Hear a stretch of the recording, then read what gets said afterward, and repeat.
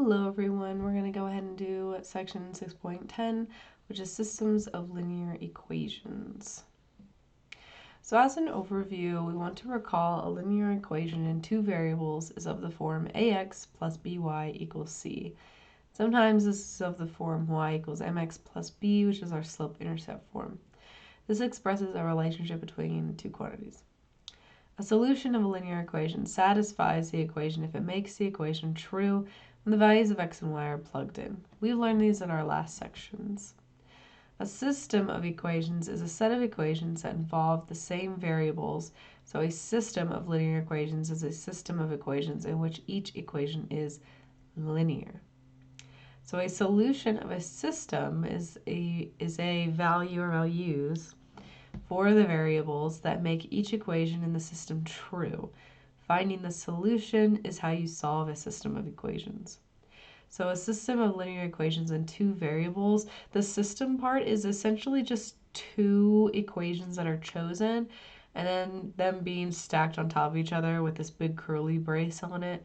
And then putting those together, we call that the system. So it just means that they're basically paired together. So we have our system of linear equations in two variables here. We have 2x minus y equals 5, which is what we're calling equation 1, and x plus 4y equals 7, which is what we're calling equation 2. So we have our system here. They're both linear equations, and they both have two variables, x and y. So the first method that we're going to use for solving systems of linear equations is the graphical method. To solve the system using the graphical method, we can use a graphing device to solve a system of equations. This is pretty straightforward for this one. For the graphical method, we say the step 1 is to graph each equation. Express each equation in a form suitable for the graphing calculator or graphing device you're using by solving for y as a function of x. Graph the equations on the same screen. Now we're going to use an online system called Desmos to graph our equations. And Desmos is very helpful. It's also very nice. We don't have to solve our equations for y in order to put them into Desmos. But if you were, for example, trying to use a graphing calculator, you would have to put them into terms of y. So that you could solve for y, so you have everything in terms of x, to have an equation, a slope-intercept form instead. Then step 2 is you find the intersection point. There really should only be one. It does have a little s there, but there should only be one. The solutions are going to be the x and y coordinates of the point of the intersection. So whatever the point is, that's your solution. So for example, we're going to go to Desmos and graph the following systems in order to find the solutions. So for part A, we have our system y equals 3x minus 4 and y equals negative 2x plus 11. So we're going to go into Desmos and we're going to graph to get our solution. I showed the answer a little too quickly there, but we're going to graph both of these lines in Desmos, and then wherever they cross is the solution. So let's go ahead and do that. All right, so here are our two lines. We have y equals 3x minus 4 is the red line, and y equals negative 2x plus 11 is the blue line. So we see that they are crossing and they are connecting right here at this point, which is at 1, 2, 3, and up 1, 2, 3, 4, 5. So they are crossing at the point 3, 5 on there, which we can, on Desmos, you can also click it and it will show you the point. So then that would be our solution. Our solution would be 3, 5. So we can go ahead and show that real quick on our notes here. So we graph on Desmos to get the solution 3, 5. So that's the solution for part A. Now for part 2, we have negative x plus 2y equals negative 6 and y equals 3 halves x plus 1. So for this one, we'll try out, solving for y in the first equation so that they can both be y equals mx plus b, so slope-intercept form. So before graphing on Desmos, we should change negative x plus 2y equals negative 6 into slope-intercept form. So we solve for y, so we want to send x to the other side, so we'll add x to both sides, This will give us 2y is equal to x minus 6. And then we divide everything by 2. So it'll just be x over 2 or 1/2 x minus 3 in that case. So this will give us y equals 1/2 x minus 3. So we're going to graph y equals 1/2 x minus 3 and y equals 3/2 x plus 1 on Desmos. So here we go. We have our green line is 1/2 x minus 3. So we got that line there. Then we have our purple line here, 3/2 x plus 1. We do see that they are crossing right here at this point. So this would be starting at 0. We have -1, -2, -3, -4. Then we go down -1, -2, -3, -4, -5. So this point here will be at -4, -5. And then just like before, you can still just click on the point and it will tell you -4, -5. It's always good to, practice. So all right, let's go ahead and go put that in our notes real quick. So there we go. The solution in that case would be -4, -5. All right, so moving on, we have then the number of solutions of a linear system in two variables. So since the graph of a linear system is a pair of lines, they can intersect, they can be parallel, or they can coincide. Those are really the three options. So the number of solutions of a linear system in two variables, we would say for a system of linear equations in two variables, exactly one of the following is true. Your system has exactly one solution, so meaning that they intersect at a specific point, which is what we saw in the last two examples. So it's one single solution, they cross at a single point, you get, one solution there. Your system can have no solution, which we call inconsistent. So it can have no solution if the lines are parallel. That means they'll never cross each other, so they would never have a solution. Now the third one is infinitely many solutions, which is what we call a dependent system. So we see that these lines were blue and red. This line is purple. It's purple because the blue and red are lying on top of each other. So it essentially means that they are the same line. The lines coincide, the equations are for the same line. So this system would have infinitely many solutions. So there's only three options for any system that you're given. They can either have one solution, they cross once, they have no solution, they're parallel and they'll never cross, or they have infinitely many solutions, meaning that they're the exact same line, they're just lying on top of each other. Technically, they're crossing at every value in infinity. So, all right. So now we're going to go to Desmos again, and we're going to graph the following systems in order to find if it has no solutions or infinitely many solutions. We already looked at what one solution looks like. We did that with our first example together. So now we're trying to go to Desmos to figure out if it has no solution or infinitely many. So let's go ahead. For A, we have 2/3 x plus 1/3 y is equal to -3, and 4x plus 2y equals -18. So like we said before, typically a lot of the time you want to solve for y if you're using a graphing calculator, but Desmos is very nice. We can just type these straight into Desmos and Desmos will graph the line for us. So let's go ahead and go over to Desmos. So here we are in Desmos. We have 2/3 x plus 1/3 y is equal to -3. And then we had our 4x plus 2y is equal to -18. So currently what we see on Desmos is we can only see the red line. But if we take it away, and yep, there we go. There we have the black line now. And so we can see that they are the same line. They're just right on top of each other. This is us getting rid of one. So they're lying right on top of each other. This would make it infinitely many solutions. So let's go put that in the lecture.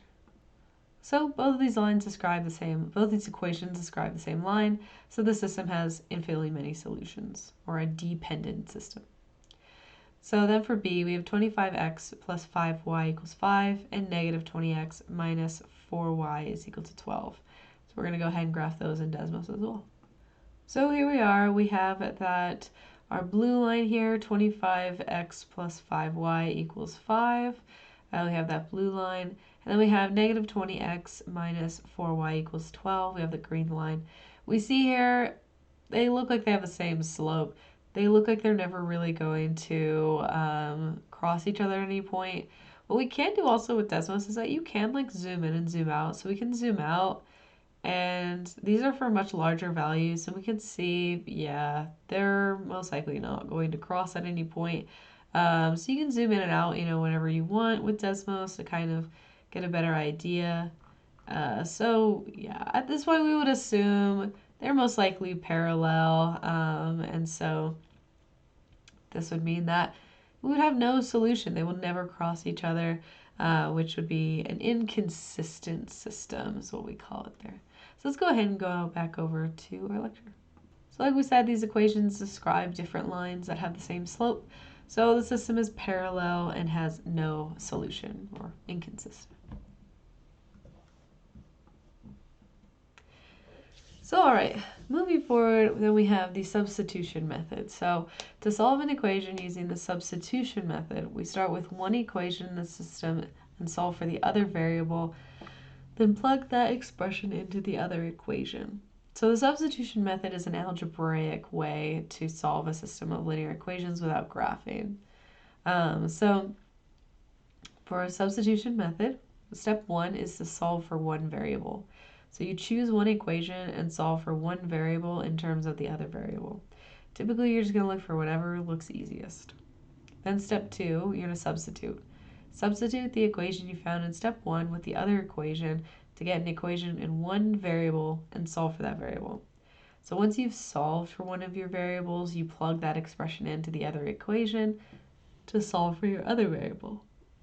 Then step three, you back substitute. Substitute the value you found from step two back into the expression that you found in step one to solve for the remaining variable. So at that point, by step two, you should be solving for x or y. Then step three is just to solve for the other one using your equations. Then we have the elimination methods. This is another algebraic method. So to solve a system using the elimination method, we tried to combine the equations using sums and differences as to try to eliminate or cancel one of our variables. So with the elimination method, our first step is to adjust the coefficients. Multiply one or more of the equations by the appropriate numbers, so the coefficient of one variable in one equation is the negative of its coefficient in the other equation. Step two, you want to add those equations together. Add the two equations to eliminate one of your variables. Since one of them was positive and the other was negative with the same value, when you add them together, they should equal 0. Then solve for your remaining variable. Then step three, back substitute. Substitute the value you found in step two back into one of the original equations. Solve for the remaining variable then at the end. So the elimination method, I typically say, is more challenging, but it is quicker. The substitution method is less challenging, but it is longer, and it can lead to fractions as well. So it's kind of up to you on which one you would like to use. I would say if you're stuck in between, I always recommend the substitution method first. Maybe once you're used to using the substitution method a little bit more, then maybe try to move on and try to use the elimination method more often. Once you feel comfortable using both of them, then you can just use whichever one seems better in a certain scenario. But ultimately, it's important to at least know one of them, and I would recommend the substitution method. All right, so now that we've learned both of those, we're going to go ahead, we're going to find solutions to the system using substitution and elimination methods. So we have the system here, 3x plus 2y is equal to 14, and x minus y equals 3. So we're going to go ahead and do this together in our notes.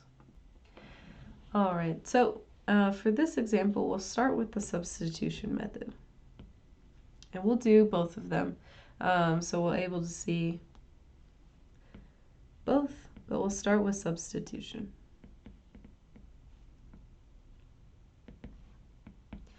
So with the first step of substitution, you want to solve for one variable in one of your equations.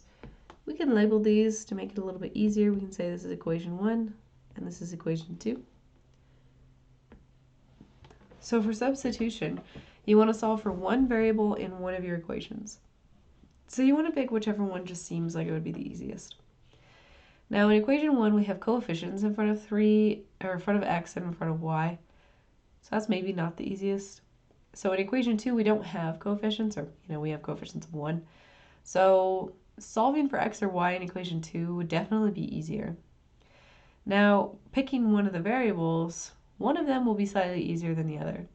If you want to solve for y, you will have to get rid of that negative in front of it, or the minus in front of it. But if you solve for x, all you need to do is just get rid of y. So solving for x in equation 2 is just a little bit easier, and it is the easiest one to pick. You could pick anything you want. It would work out the same way. Your answer should be the same in the end, but it may just be harder along the way. So you want to look for the easiest one to solve for, which in this case would be x. So we're going to solve for x in equation 2. So we've got x minus y equals 3. We solve for x just by isolating it to one side. So we'll get rid of y by adding it to both sides. And we get x is equal to 3y. So we solved for one of our variables. Now we'll go on to step 2. Step 2 is to replace the expression that you solved for in step 1 in with the variable for the other equation. So we're going to replace x with 3 plus y in equation 1. So equation 1 was 3x plus 2y, but instead of x, we're replacing this with 3 plus y. Plus 2y equals 14. And now we're going to just follow these steps here. So in this case now, everything is in terms of y, so we're going to solve for y here. So we're going to go ahead, we're going to distribute the 3. So 3 times 3 is 9, plus 3 times y is 3y, plus 2y equals 14. We can simplify, so we have 3y plus 2y, so that's 5y. And then we're trying to solve for y, so let's go ahead and get rid of the 9. Subtract 9 from both sides. We have 5y is equal to 14 minus 9, which is 5. Then we'll divide by 5, and we get y equals 1.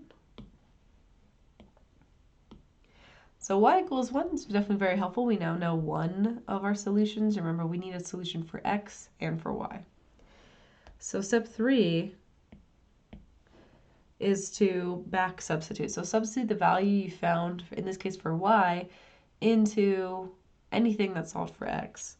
Now you can put it back into one of your original equations, like you can just put it back in equation 2, but you also have this equation now, which you got from step 1. X equals 3 plus y. You can just plug in your value for y into that equation. It makes it a little bit easier. So we'll back substitute.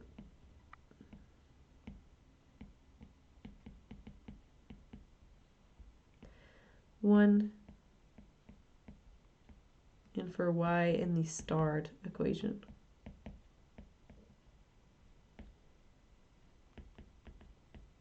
So we'll get x is equal to 3 plus y, which is 1, so x equals 4. Now when we actually write our final answer, we want to write in the form of an ordered pair. So x is 4 and y is 1, making our answer 4, 1. Sometimes it may just say x equals blank and y equals blank and you just put them in. But a lot of the times it will want it as a point. So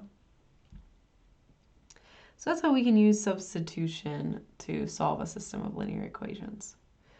Now we're going to do elimination method as well, so we can see both of them.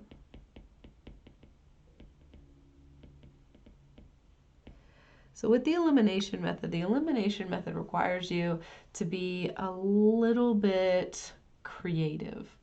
You want to try to cancel one of your variables out, so you need them to have the same numerical coefficient, but one needs to be positive and one needs to be negative.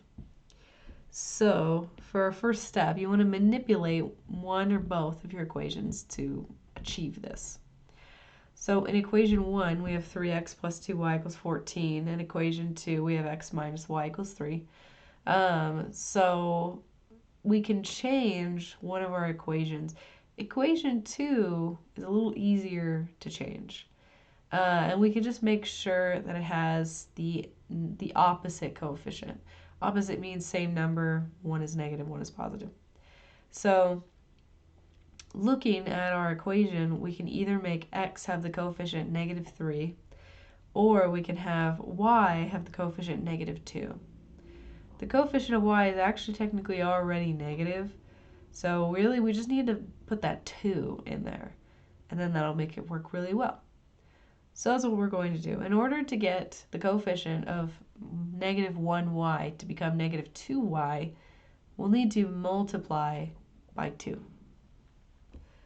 So we're going to multiply equation 2 by 2.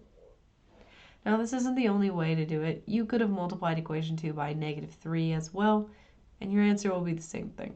There's many different ways of achieving the same answer when it comes to systems of linear equations. So all right, we're going to multiply equation 2 by 2. So we're going to have 2 times x minus y equals 3. So we're going to distribute the 2 in. So the 2 is just going to go to each number. So we'll get 2x minus 2y equals 2 times 3, which is 6. Step 2 is to add your equations. So we use our new equation and equation 1. So equation 1, 3x plus 2y equals 14. And our new equation, 2x minus 2y equals 6. You can name it like equation 3 or something if you want, but you don't have to. And then we're going to add them. So when we add down. We add the columns. So we get 3x plus 2x is 5x. 2y plus negative 2y is 0y. Negative 2, or 2 plus negative 2 is 0. So we don't get anything over here. It's gone. It's eliminated. We can cross them out. 14 plus 6 is 20. So we get 5x equals 20. We want to solve this, so we'll divide each side by 5. We get x is equal to 4. So now that we've solved for x, we back substitute. You can back substitute into either one. We'll back substitute 4 in for x, and we'll do equation 2. That one's easier. In equation 2. So equation 2 was x minus y equals 3. So 4 minus y equals 3. We could probably guess what y is. We already know what y is, but we could guess. But if we subtract 4 from both sides, we get negative y is equal to negative 1. You can divide by negative 1 on both sides, or multiply by negative 1, and you get y equals positive 1. So you get y equals 1, x equals 4, and then as a reminder, we just want to write this in our ordered pair form, which makes this 4, 1.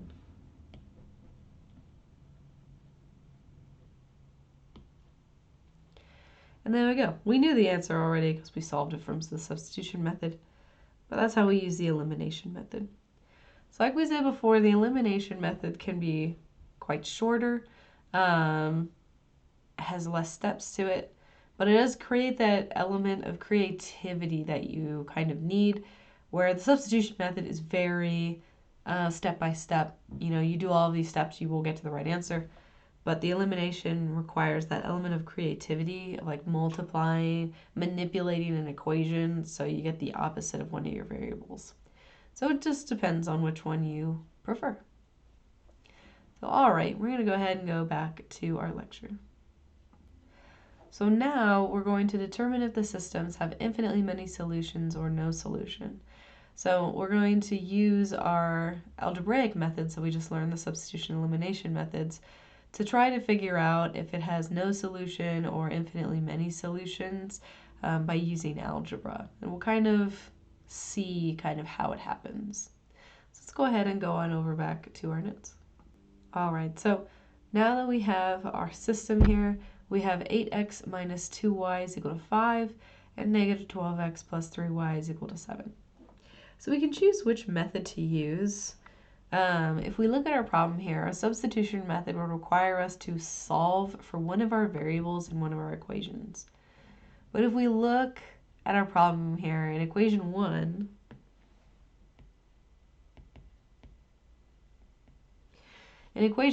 we have the coefficients 8, 2, and 5.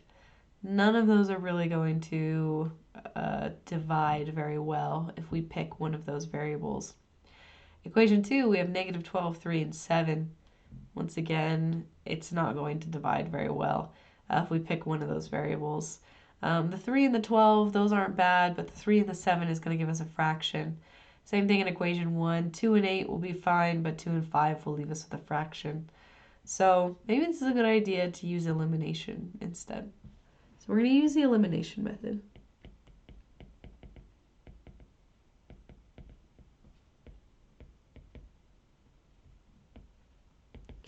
So we're going to use the elimination method. We're going to need to figure out what we're going to multiply which equations by.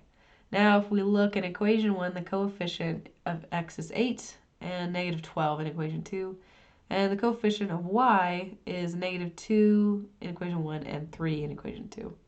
So none of them are, like, once again, all that great. But 2 and 3, those numbers are at least small, so we'll deal with that. Now, if we have negative 2 and positive 3, and we want them to be the same number, but one is negative and one is positive, we already know that negative 2 is negative, so we don't really need to deal with the negative portion. But their least common multiple, in this case, will be 6. So 2 times 3 is 6. So that means that in equation 1, negative 2 needs to become negative 6, and in equation 2, 3 needs to become 6. So in equation 1, we'll multiply equation 1 by 3 and equation 2 by 2. So we'll do both. Sometimes you need to multiply both of your equations to manipulate them. So if we have 8x minus 2y equals 5, we're going to multiply that by 3. So we're going to distribute our 3 in here. And this is going to give us 24x minus 6y equals 15. And then we've got negative 12x plus 3y equals 7. And we're multiplying that by 2. So we'll distribute. So we get negative 24x plus 6y equals 14. And then we add our new equations together. That's step 2. So we add our equations together. So we get 24x plus negative 24x. Well, we didn't mean that to happen, but that cancels out. Then we have negative 6y plus 6y. Well, that's what we wanted to happen, and yeah, that happened. And it canceled itself out. So everything on the left got canceled out, so really that just leaves 0. And 15 plus 14 is 29. Once you get to this point, you basically just want to ask yourself, does 0 equal 29? And the answer is no. These are not equal. So this is a false statement.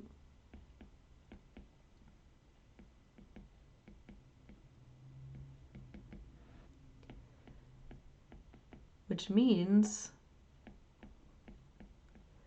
our system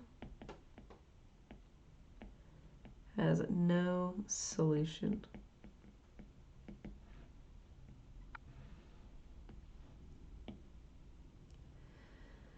So, if when you go to solve your solution or you go to solve your system and you end up with something that is like obviously incorrect, something like 0 equals 29, where you know for a fact that 0 obviously does not equal 29, that means it has no solution. That is not a true statement, that is a false statement. So false statements create no solutions. So that would mean that our lines in this case were parallel. So all right, let's go ahead and do part B then. Part B, we have 3x minus 6y equals 12 and 4x minus 8y equals 16. These numbers look a lot nicer than what we had before. So 3x minus 6y equals 12. All of those are divisible by 3, and 4x minus 8y is equal to 16. All of those are divisible by 4. So this will make substitution method a little bit easier. So let's go ahead and use the substitution method.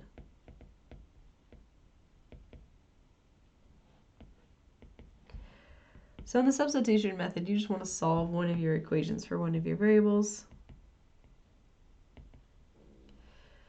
It really doesn't matter which one you pick for equations, but you do probably want to choose x.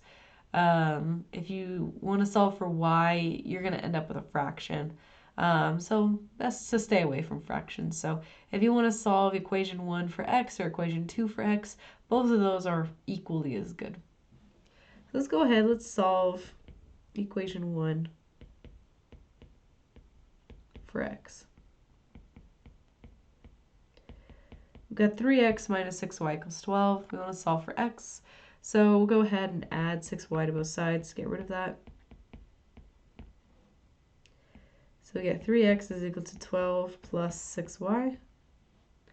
And then we'll want to divide everything by 3. So 12 divided by 3 is 4, and 6 divided by 3 is 2. So we get x is equal to 4 plus 2y. So we'll go ahead and we substitute that in equation 2. So we're going to replace 4 plus 2y with x in equation 2. Actually, we're going to go ahead, we're going to put this over here, so we're not just running out of room like crazy. So we're going to replace that. So if we have 4x, but instead of x, now we have 4 plus 2y. Minus 8y equals 16. So we'll distribute our 4 here. 4 times 4 is 16, and 4 times 2y is 8y. Minus 8y is equal to 16. And then we notice 8y minus 8y. Well, that cancels itself out. This leaves you with 16 equals 16. That is a true statement. That is true. It didn't help us solve for anything, but that is a true statement. 16 does equal 16. This is a true statement.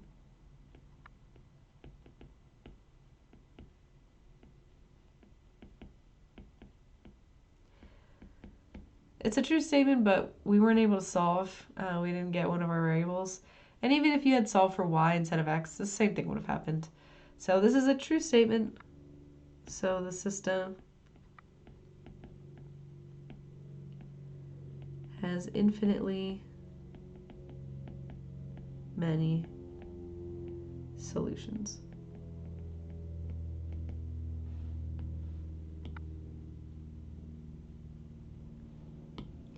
So these would be the same line, basically the line just laying on top of each other.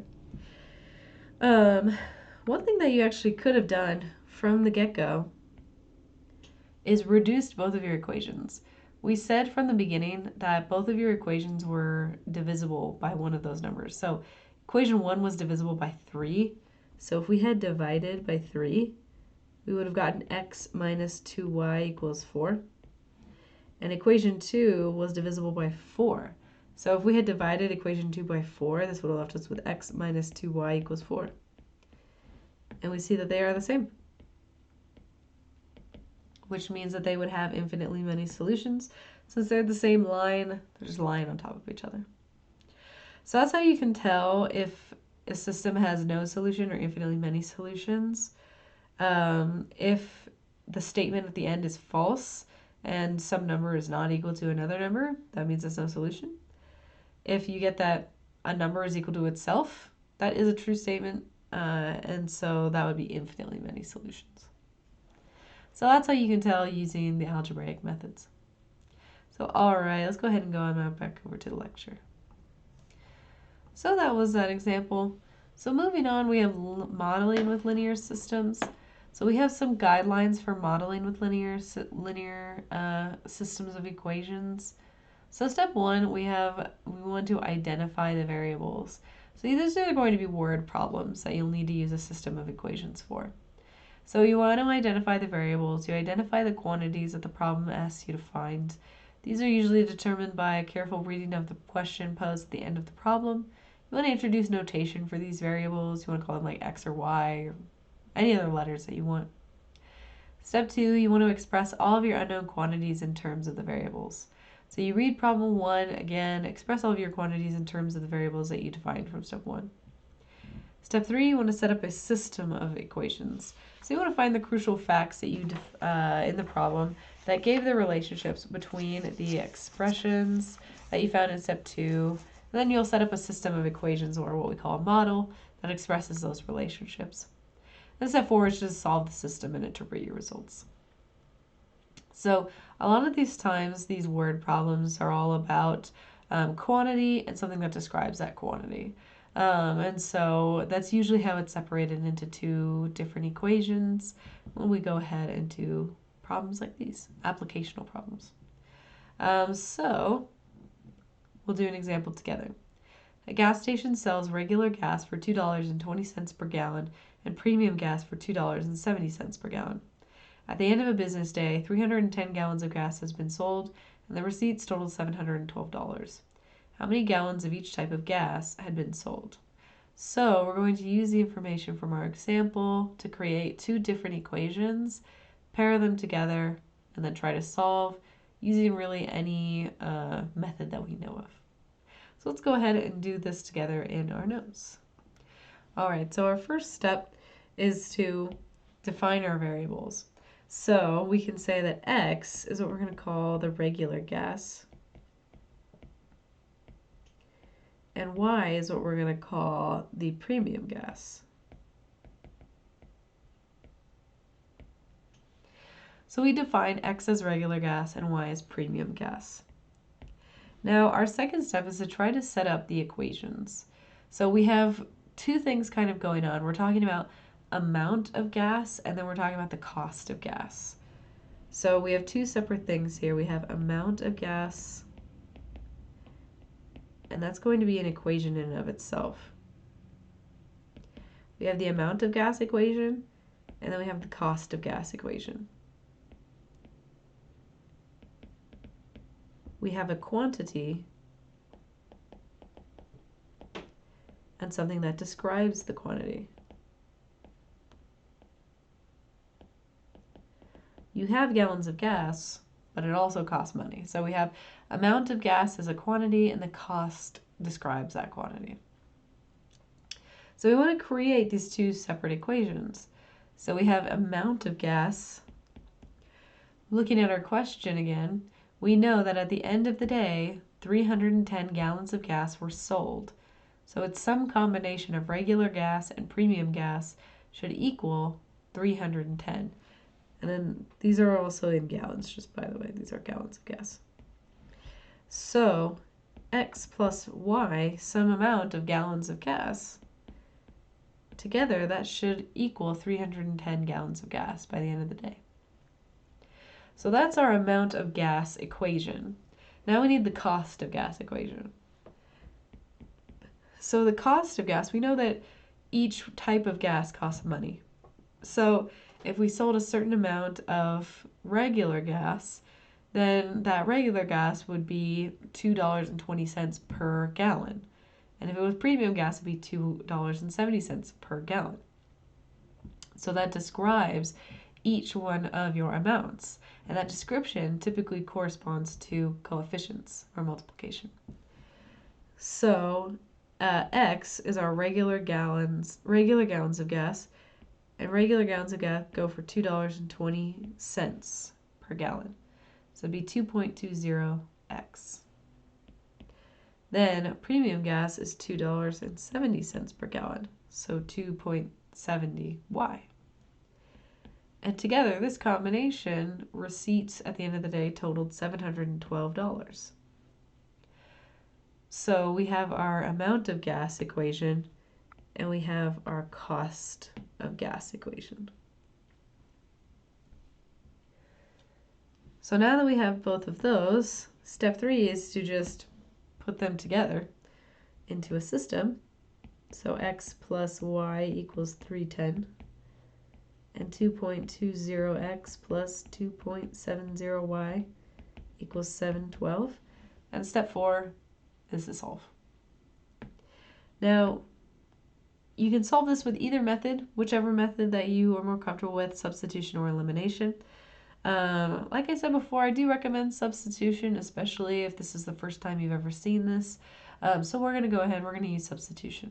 If you're okay with substitution and you like to use elimination, then you can feel free and just check your answer at the end. So we're going to use the substitution method.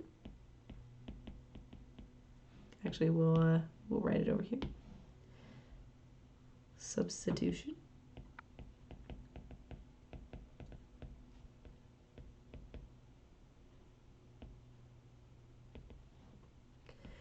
So step 1, we're going to solve for one of the variables in one of our equations. So equation 1 is a little easier than equation 2, so we'll probably go with equation 1.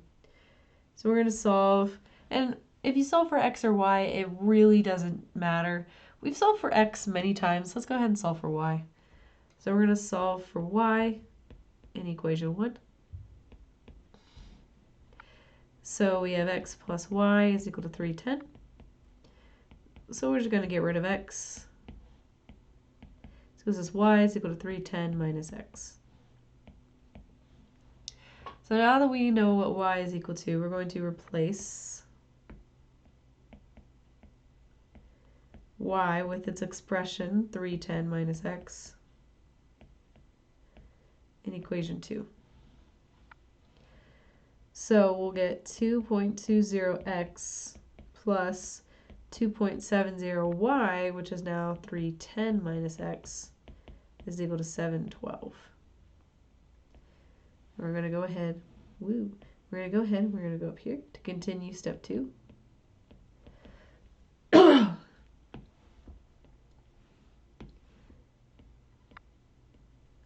So we're continuing step 2 here. And so we want to simplify. We're going to multiply out our 270 times 310 and x. So we get 2.20 x plus, and now we'll do 2.70 times 310, which is 837, minus 2.70x. That's equal to 712. Now we want to combine all our like terms. So 2.20x plus, minus 2.70x is actually going to leave us with negative 0.5x, or 50x, plus 837. So we're going to subtract 837 from both sides.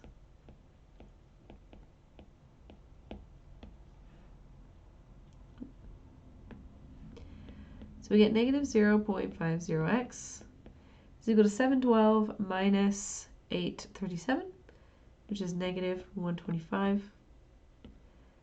We're trying to solve for x, so we'll divide each side by 0.50, or negative 0.50. And this should give us that x is equal to 250. Now remember, x is in, the amount is in gallons of gas. So 250, this would be gallons of regular gas.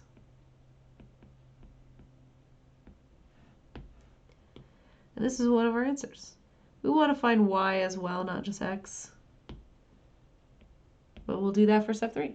So in step 3, we'll replace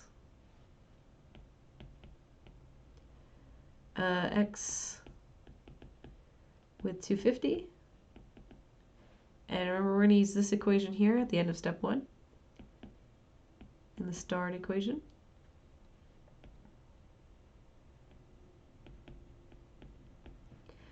So we get y is equal to 310 minus x, which is 250, which gives us y equals 60. And this is gallons of premium gas.